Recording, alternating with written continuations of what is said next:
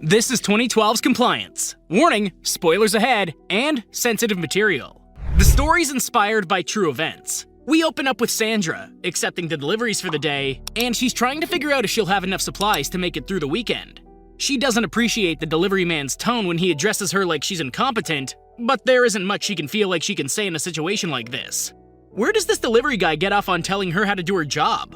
Why does he even really care that much? He's acting like the money that's wasted from spoiled product comes right out of his own pocket. After the rude delivery man leaves, we cut to Becky as she makes her way to work, and we quickly see Officer Daniels as he yells at someone on a payphone. When Becky gets to work, she parks pretty close to the building, and Kevin comes running up and jokes about how she should save that spot for the customers. The two of them head inside together, and we see that they work at a fast food restaurant. Sandra and the others are waiting for Kevin and Becky before going over their morning meeting, and Sandra tells them that they've got to be on their best behavior for a mystery shopper sometime today. She also mentions that someone from the night before left the walk-in door open, and they lost over $1,000 in inventory. On top of all of that, they're a person short, so she wants anyone who doesn't have a customer to clean. Oh my god, if you've got time to lean, you've got time to clean. I do not miss hearing that. After that dry, inspirational speech, the group gets to work, and the Friday starts at a steady, slow pace. Marty brings cups to Becky so she can restock her station, and they talk about how Sandra thinks Becky left the walk-in door open. Becky swears that it was Kevin, but she just doesn't want to lose her job. Marty's pretty sure that Becky's okay, and she starts talking about different guys that Becky's talking to. At the same time, Sandra pops in the conversation and tries to butt in by talking about her soon-to-be fiancé. Apparently that's a level in relationships. She heard that her boyfriend asked her dad about marrying her, so she's calling him her fiancé. Marty congratulates her real quick, but she turns the attention back to Becky and her plethora of men. Sandra tries to keep sounding like her love life is spicy, but she awkwardly walks away and listens in on Becky laughing about Sandra's conversation. Sandra heads to the back to swap out the soda syrups, and she finds that the maintenance man Harold is clocking out. He tells her that he's going to come in later to get one of the new milkshakes, and the Friday rush starts soon after. Becky and Connie work the counter while Sandra and Marty stock the walk-in. Eventually, Sandra gets a call from her boyfriend Van, and he's asking if it's okay for him to go to his coworker's place before she gets off. The rest of the workers start slacking off up front, and Sandra has a nice talk with them when she comes back. Suddenly, Marty tells Sandra that a cop is calling her from the back phone. Sandra's that boss that you'd hate working for, but you can't really blame her too much. She's just taking her job seriously, but it's fast food for crying out loud. Fast food managers are like the elementary school teachers of the food industry. They really try to keep things going and inspire, but they end up babysitting and spoon-feeding most of their days. Sandra heads back to answer the phone, and Officer Daniels tells her that he has a victim present that says Becky stole money from her purse. He has units on their way as a part of a bigger investigation they're doing on Becky, but he's sure that he can count on Sandra to do her part to help. After hearing that, Sandra has Marty take over Becky's station, and she takes her to the back. Once they're in the back, Becky swears that she didn't do anything, but Daniels assures her that she has a witness to her doing it. After getting nowhere with Becky, he asks to talk to Sandra, who he asks to search Becky's pockets. First of all, no one sees it as a red flag that the police are calling and warning a potential suspect that they think they did something. They don't do that. Just wait for the units to show up and take her by surprise. And the only time they would drag a civilian like Sandra into the case is if it was a matter of life and death on a timer. A couple bucks from a purse isn't that. Daniels tells her that if she finds a phone, she needs to take it, and Sandra does just that. Next, they head to the employees' cubicles to check Becky's purse, and Sandra warns her that if something's happened, she's going to have to fire her on the spot. When they get back to the office, Sandra tells Daniels that she didn't find anything, and he tells her that she's just going to have to hold her in the office and keep helping him over the phone. Sandra hesitates for a moment, and she tells him that Becky hasn't really been an issue before. Daniels doesn't buy it though, and he tells her that if it turns out that Becky's innocent, he's the one that's going to take the hit, not her. He just butters her biscuits. He hit her where he knew that she would soak it all in. Responsibility, duty, almost heroic. Poor Sandra. When Sandra puts Becky back on the phone, she tries to tell him that she honestly doesn't know what he's talking about. He tells her that they have to find the money now, and Becky promises to do whatever she has to do to clear her name of this charge. When Sandra gets back on the phone, Daniels gives her two options. Either Becky goes to jail, or Sandra's strip searches are right there in the office. Sandra immediately tells him that she's not comfortable with that, but she gives the options to Becky so she can decide. Becky can't believe that those are her only two options, but she agrees to let Sandra strip search her. Becky requests to have Marty come in there to supervise, and Daniels eventually agrees. Daniels here literally sounds like a broken record. While Sandra goes to get Marty, Daniels just keeps telling her that this is the easiest route. That's doubtful. I'm really curious to find out where Daniels is. Is he still at the phone booth we saw him at earlier? Is he looking through a window somewhere? While Daniels talks to Becky, he mentions her older brother who's in trouble with the law, and Sandra gives Marty an idea of what they're dealing with. When Sandra and Marty get back in, Daniels tells Sandra that she's almost like a real cop, and they get started with the strip. As Becky takes off each layer, Sandra inspects them, and she tells Daniels that her clothes are clean.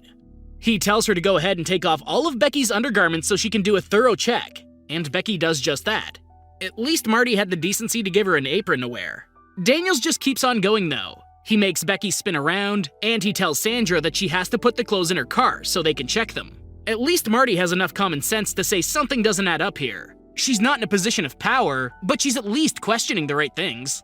When Sandra questions him some more, Daniels tells her that the bigger investigation is taking place at Becky's house because they think that Becky's working with her delinquent brother. Daniels tells her that they're making it so Becky takes a plea deal to another case. Sandra takes the clothes out to her car, and when she comes back inside, she handles Kevin and the rest of the crew before going back to the office. When Sandra gets back to the office, she sends Marty back up front, and she tells Daniels that she's done what he asked. When she tells Daniels that she has to go back up front, he tells her that she needs to get a male to watch over her, and she goes to get Kevin. Why would you get her friend to watch over her naked? If she's at risk of fleeing, the last person you would want watching her is someone that would potentially aid her. This is poor planning. Where's, Julio?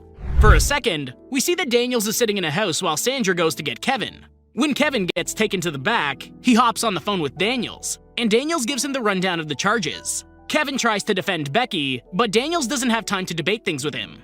Daniels tells Kevin that he needs to inspect her now that he's in there, and Kevin can't believe what he's hearing. Kevin tells Becky what Daniels said, and Kevin tries to leave the office. He runs into Sandra, and Kevin tells her that he wants nothing to do with this process. Sandra hops on the phone, and Daniels tries to tell her that Kevin's unprofessional and not the right fit to watch Becky. This is a fast food restaurant. No offense to all the fast food workers out there, but Kevin's a prime example of the kind of person you don't want to give this sort of responsibility to. It's not like Daniels called another police station to watch a criminal. He asked Kevin to watch a naked Becky. You can only expect so much here.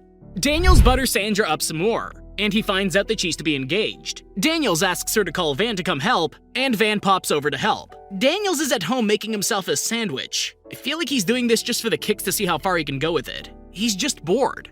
When Van gets there, he's already had a few drinks in him, but Sandra gives him a rundown before putting him on the phone with Daniels. Sandra leaves to get everyone drinks, and Daniels asks Van some basic questions. Daniels tries to find out how much Sandra actually told Van, and he tells Van that he needs to inspect Becky himself. Daniels tells Van to take Becky's apron off, but he's not too sure about all of this. Sandra's the only one that's buying any of this at all. She's really going for that Employee of the Month award when this is all over with. She's really leaving her tipsy fiancé to be with this naked 19-year-old girl, and to top it off, Daniels is telling Van to make her do it. This is crazy. And remember, this is based on a true story. After Sandra leaves, Van lets Daniels talk to Becky again, and he really tries to convince her that she has to do whatever Van says. Eventually, Becky breaks, and she agrees to take off the apron for Van to inspect her. She hands the phone back to Van, and she takes off the apron. This is the biggest sign that Daniels is some sort of freak. He asks how big parts of her body are, and he tries to play it up as though they can be used as identifying marks. Did the witness see her chest? Is there other evidence to cross-reference this? No! Next is the cavity search. Meanwhile, Daniels is just sitting at his desk at home and he's taking notes. What are the notes for? He even has her do jumping jacks to try and get the stolen money to fall out. That's not how it works at all. While Becky does jumping jacks, Sandra handles the rush with the other customers, and it turns out that Kevin is texting around to see what's going on with Becky's brother. One of his friends actually tells him that her brother isn't even in town. When Sandra goes back to the office, she interrupts them while Van is conducting his search, but they cover up before Sandra sees them do it. Sandra asks what's going on, but when Van can't tell her anything, she decides to talk to Daniels on her own. Daniels smooth talks her, and when Becky tries to tell Sandra that she can't do this anymore, Sandra rushes right by her. Once Van is alone with Becky again, Daniels gets a notification that he's only got 1 minute left on his phone card. He rushes upstairs to get another card, and he puts the code in just before his time runs out. I do not miss phone cards. Prepaid phones are not the way to go, unless you're committing a crime, obviously. Otherwise, why would a cop use a prepaid phone to conduct official business? By the way, there comes a time when you should question authority. Daniels wants Van to spank Becky for talking to Sandra the way she did. A police officer couldn't even do that if he was present. This is where you say no. Not only does Daniels tell Becky that Van's about to spank her, he tells her that she has to do something nice for him in return. No, at first Becky's hesitant, but she eventually agrees to follow through. Van doesn't even seem too happy about it at the same time. Meanwhile, business goes on as usual during the Friday night rush, and Marty asks Sandra if she wants her to go back there to watch Becky when things slow down. Sandra says she'll think about it. They might want to hurry because Daniels has convinced Becky to please Van. Once she finishes, Sandra comes back with food for them, but she doesn't like how quiet everyone is.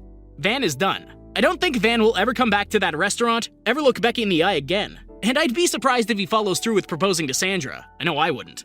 Sandra hops on the phone with Daniels, and he tells her that they've exhausted Van and has her send him home. As Van leaves, Harold shows up for dessert, and Sandra's happy to see him. She takes him to the back. When Van gets in the car, he calls his friend to see if he can come over, and he tells him that he did a bad thing. Van definitely feels guilty for being part of this, but there's a line somewhere in all of this. It might seem clear watching this, but in the heat of things, who would have told Daniels no at the beginning? In the office, Becky realizes that everything she's gone through has been recorded, and Sandra comes in with Harold now. Sandra hands the phone to Harold, and Daniels tries to get him to do the exact same stuff that Van did. Harold isn't having it though. He marches right up to Sandra and tells her he's not going to do it. Finally, someone has the common sense to communicate how wrong this is. This really makes Van look bad for going along with it though. I love how Harold hasn't been in the building more than 2 minutes and he's already had enough of this crap. Harold tells Sandra that the things Daniels wants him to do aren't very policeman-like. After hearing this, Sandra calls her manager, and she finds out that he hasn't actually spoken with Daniels. Sandra knows that she's been part of something wrong tonight, and she walks out of the office to call the actual police. Kevin tries to use star 69, but with it being a prepaid phone, it doesn't help him very much. When the detectives show up, they start questioning everyone, and when they ask Becky why she didn't just say no, she admits that she doesn't know why she didn't. The police escort her to the station, and at Daniel's house, he stores all of his notes and phone in his desk before greeting his daughter downstairs. Back at the station, detectives try to call around to see if certain people have noticed anyone suspicious, and they find that this isn't the first time that this has happened. So Daniels is a serial manipulator. That makes it even more concerning. He's gotten away with it in at least 2 different states. They eventually track him, and it turns out that he's a frickin' telemarketer. Go figure. Meanwhile, Becky wants to sue Sandra, but her lawyer tries to get her to sue the corporation instead. It turns out that Sandra no longer works at the restaurant, and she hasn't talked to Van since the situation. She sits down to conduct an interview, and she tries to justify her wrong actions. Throughout the interview, the reporter tries to convince Sandra that things happened in a worse manner than she remembers, but she plays it up as though Daniels took advantage of her as well. Then, the credits roll. It's mind-blowing that prank calls actually went that far at times. Just an FYI, if you aren't a cop, don't play one. And if someone asks you to do something like that, you have every right to ask for credentials and everything. As for the movie, the acting was actually really good. That surprised me. Give it a shot. Thank you for watching, and I hope you enjoyed the video. Don't forget to like and subscribe for more like this one. Comment what you think I should watch next, and I'll see you in the next video.